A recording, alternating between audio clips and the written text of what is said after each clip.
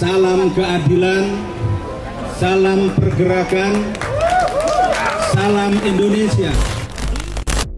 Sejak keluar dari Lapas Sukamiskin, Bandung pada Selasa 11 April lalu, Anas Urbaningrum kembali jadi pembicaraan lantaran proses pembebasannya yang konon dapat sambutan dari perkiraan ribuan simpatisan. Ya, kasus mantan petinggi Demokrat ini memang terlalu besar untuk diabaikan. Kilas balik ke 2011, nama Anas terseret setelah bendahara partainya yang lebih dulu jadi tersangka, M. Nazruddin, buka suara soal keterlibatan sang pimpinan dalam korupsi Wisma Atlet di Hambalang. Ada drama yang cukup panjang saat kasus ini terungkap, sebelum akhirnya pada Februari 2013, KPK menetapkan Anas sebagai tersangka.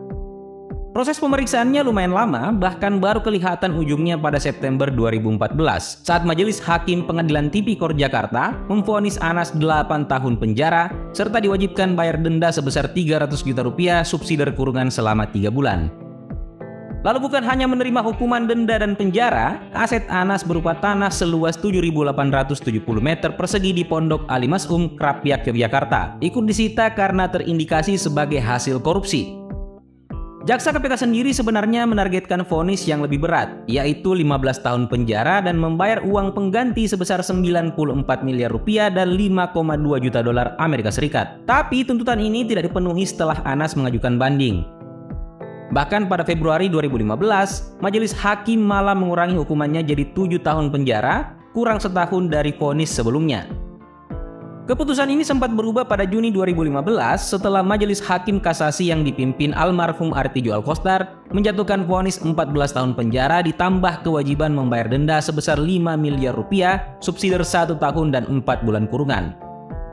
Anas juga diwajibkan membayar uang pengganti sebesar 57.592.330.580 rupiah kepada negara, plus dapat sanksi tambahan berupa pencabutan hak politik, tapi dia masih keberatan dengan vonis ini.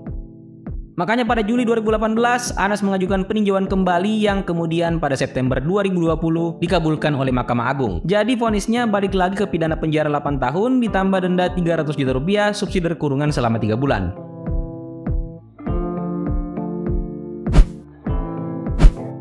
Anas Urbaningrum lahir pada 15 Juni 1969 di Desa Ngaglik, Serengat, Blitar, Jawa Timur. Dia merampungkan seluruh pendidikan awal dari tingkat dasar sampai menengah atas di tempat ini. Bersama keluarganya yang terhubung dengan gerakan Nahdlatul Ulama, lewat sang ayah yang bekerja sebagai guru sekaligus pemuka agama. Dia baru meninggalkan desanya setelah lulus SMA pada 1987 karena lulus seleksi di Universitas Airlangga Surabaya lewat jalur Program Nasional Siswa Berbakat yang sekarang lebih populer disebut PMDK atau Penelusuran Minat dan Kemampuan. Di kampus ini, Anas mengambil jurusan Ilmu Politik di Fakultas Ilmu Sosial dan Ilmu Politik, kemudian lulus pada 1992. Dari situ, dia lantas melanjutkan studi magister ke Sekolah Pascasarjana Universitas Indonesia, lalu menerima gelar Master Ilmu Politik di tahun 2000. Dalam rentang studi S2-nya inilah, pada 10 Oktober 1999 di Yogyakarta, Anas menikahi kekasihnya, Atiyah Laila At-Tabik alias Tia, yang dia kenal lewat organisasi ekstra kampus Himpunan Mahasiswa Islam atau HMI. Sekarang dalam rumah tangga yang berusia puluhan tahun, mereka sudah punya 4 anak, Akmal Naseri yang lahir tahun 2000, Akila Nawal Fatina 2001, Akil Najih Enayat lahir 2003, serta Aisara Najma Walifah 2005.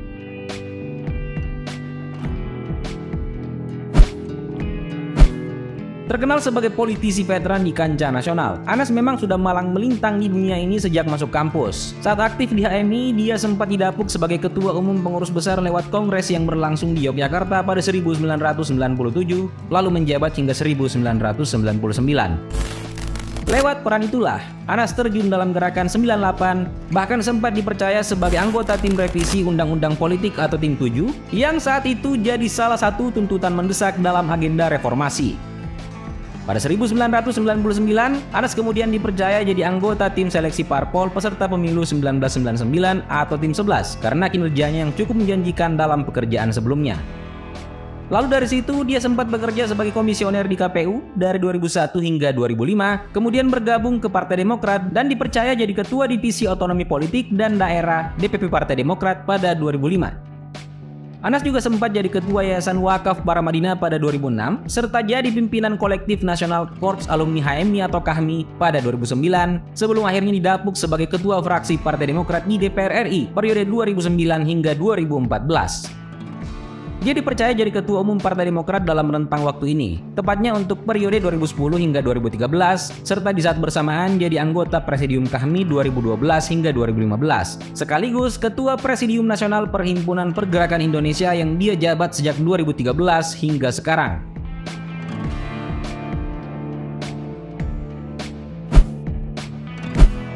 Karir cemerlang Anas memang ditunjang oleh kapasitas akademis dalam bidang politik, serta pengalaman puluhan tahun bergelut sebagai praktisi. Wajar kalau dia cukup bersinar sebelum tersandung kasus.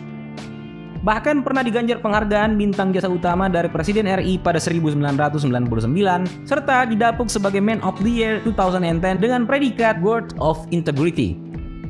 Dia juga cukup aktif mengarsipkan gagasan dan pengalamannya dalam bentuk buku, mulai dari Menuju Masyarakat Madani, Pilar dan Agenda Pembaruan yang terbit 1997, lalu Jangan Mati Reformasi, dan Ranjau-Ranjau Reformasi, Potret Konflik Politik Pasca Kejatuhan Soeharto yang sama-sama terbit pada 1999.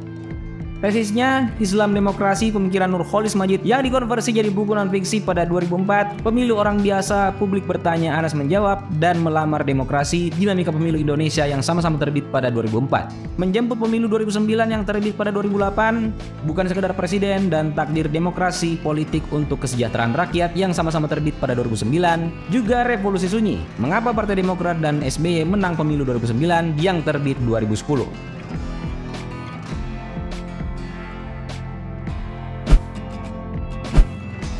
Anas Urbaningrum sebenarnya bisa jadi contoh yang bagus untuk tidak percaya sepenuhnya pada laporan harta kekayaan pejabat negara. Jumlah kerugian negara yang disebabkan dalam kasus korupsinya melampaui angka 50 miliar rupiah. Tapi saat terakhir melapor pada 23 Februari 2010, total hartanya yang tercatat cuma 5,3 miliar rupiah ditambah 3.684 dolar USD. Meliputi 6 tanah dan bangunan di Karawang, Jakarta Timur dan Depok dengan nilai keseluruhan mencapai 2,4 miliar rupiah. Kemudian alat transportasi dan mesin senilai 1,1 miliar rupiah yang terdiri atas 6 unit mobil dari merek Kia Carens 2000, Nissan Serena 2004, Kijang Innova 2007, Toyota Harrier 2009, VW Kombi 1997, dan Toyota Alphard 2007. Anas juga punya 1 unit motor merek Honda produksi 2009, lalu masih ada harta bergerak lain senilai Rp92.831.000 serta kas dan setara kas sebesar 1,7 miliar rupiah ditambah 3.684 USD yang nilai terkininya setara dengan 55 juta rupiah 24.224 rupiah.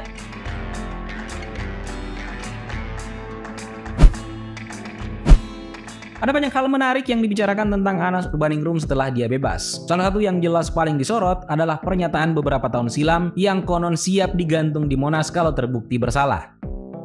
Cuman kita semua tahu kalau omongan politisi kebanyakan seperti karya fiksi. Jadi lebih baik bicarakan hal yang lain saja seperti kunjungan Anas ke makam beberapa tokoh bangsa macam Baharudin Yusuf Habibie dan Taufik Kimas. Atau yang mungkin lebih menarik lagi, soal pesona politisi satu ini yang rupanya tak kunjung hilang. Bahkan, meski pernah tersandung kasus besar. Lihat saja hasil survei soal elektabilitasnya mengungguli Puan Maharani, juga kemungkinan dirinya jadi ketua umum di Partai Kebangkitan Nusantara, bentukan para bawahannya di Demokrat dulu.